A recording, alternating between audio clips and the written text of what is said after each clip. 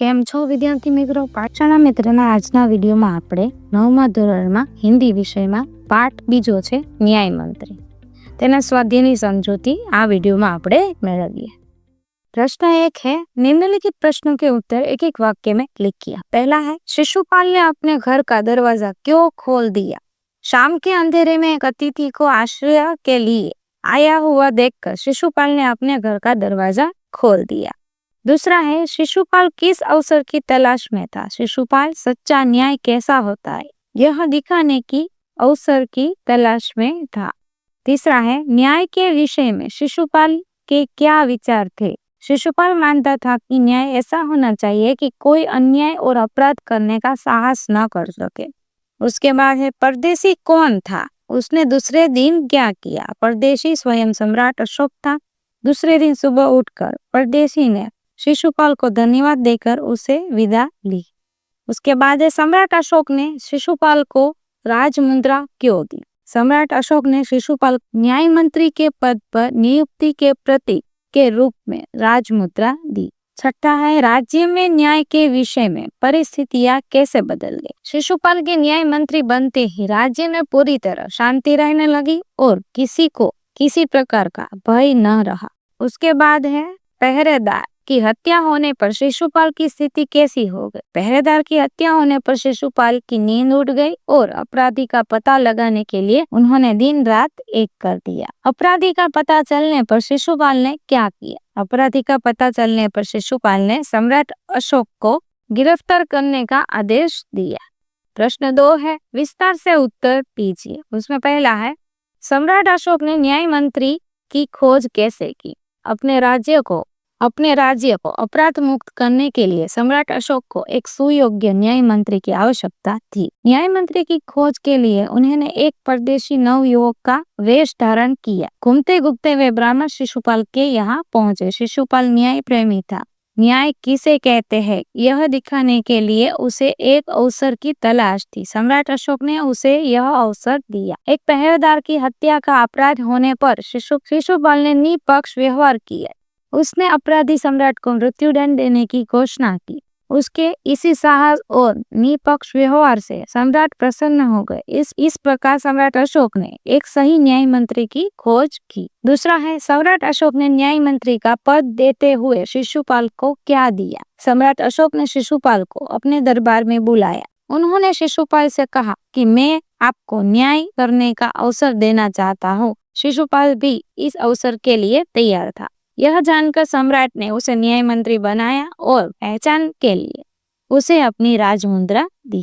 तीसरा है, सम्राट अशोक क्यों गदगदे हो गए? सम्राट अशोक ने शिशुपाल को न्याय का असली रूप दिखाने का अवसर दिया था।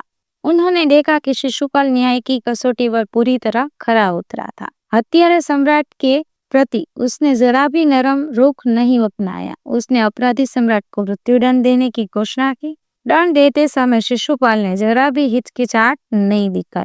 अपने साहसपूर्ण और निष्पक्ष व्यवहार से उसने सम्राट का दिल जीत लिया। इस प्रकार न्याय मंत्री के रूप में शिशुपाल को सफल होते देखकर सम्राट अशोक गदगदे हो गए। चौथा है, न्याय मंत्री ने अपराधी सम्राट के जीवन की रक्षा किस प्रकार की? सम्राट अशोक ने एक राजकर्मचारी की हत्या की थी। इस अपराध के लिए न्याय मंत्री ने उन्हें मृत्युदंड देने की घोषणा की, परंतु अपराधी और कोई नहीं, स्वयं सम्राट थे। शास्त्रों में राजा को ईश्वर का रूप माना गया है, इसलिए उसे केवल ईश्वर ही दंड दे सकता है। न्याय मंत्री ने सम्राट की जगह उनकी सोने की मूर्ति को फांसी पर लटकवा दिया। इस प्रकार न्याय मंत्री ने अपने कर्तव्य का पालन भी किया और अपराधी सम्राट के जीवन की रक्षा भी की। उसके बाद न्याय मंत्री निरंतर क्यों हो गए? शिशुपाल न्याय मंत्री की कसौटी पर खरे उतरे थे। सम्राट अशोक ऐसे व्यक्ति को पाकर गदगदे हो गए। लोगों ने भी शिशुपाल का न्याय देखकर उसकी जय जयकार की, परंतु शिशुपाल को लगा कि न्याय मंत्री की यह भारी जिम्मेदारी उनसे नहीं संभाली जाएगी। उन्होंने सम्राट से राजमुद्रा वापस लेने की प्रार्थना की, परंतु अशोक ने कहा कि उन्होंने अपने न्यायपूर्ण व्यवहार से उनकी आंखें खोल दी है और यह जिम्मेदारी उनके सिवाय और कोई नहीं उठा सकता। सम्राट के इस दृढ़ आग्रह को देखकर न्याय मंत्री निरुत्तर हो गए। प्रश्न 3 है, निम्नलिखित विधान कौन कहता है, क्यों? पहला है, यह मेरा सौभाग्य है। यह वाक्य शिशुपाल अपने द्वार पर आए परदेशी युवक से कहता है, क्योंकि वह अतिथि का सत्कार करना अपना कर्तव्य समझता है। दूसरा है, दोष निकालना तो सुगम है, परंतु कुछ कर दिखाना कठिन है। यह वाक्य परदेशी युवक शिशुपाल से कहता है, क्योंकि शिशुपाल उससे सम्राट अशोक के राज्य में हो रहे अन्याय की शिकायत करते हैं। तीसरा है, ब्राह्मण के लिए कुछ भी कठिन नहीं है, मैं न्याय का डंका बजाकर दिखा दूंगा। यह वाक्य शिशुपाल परदेशी नवयुवक से कहता है, क्योंकि परदेशी नवयुवक उससे राज्य को अपराध मुक्त करने के विषय में जानना चाहता था और उसे चुनौती दे रहा था। चौथा है, तो तुम अपराध स्वीकार करते हो। यह वाक्य न्याय मंत्री शिशुपाल सम्राट अशोक से कहता है, क्योंकि उन्होंने पहरेदार की हत्या की थी।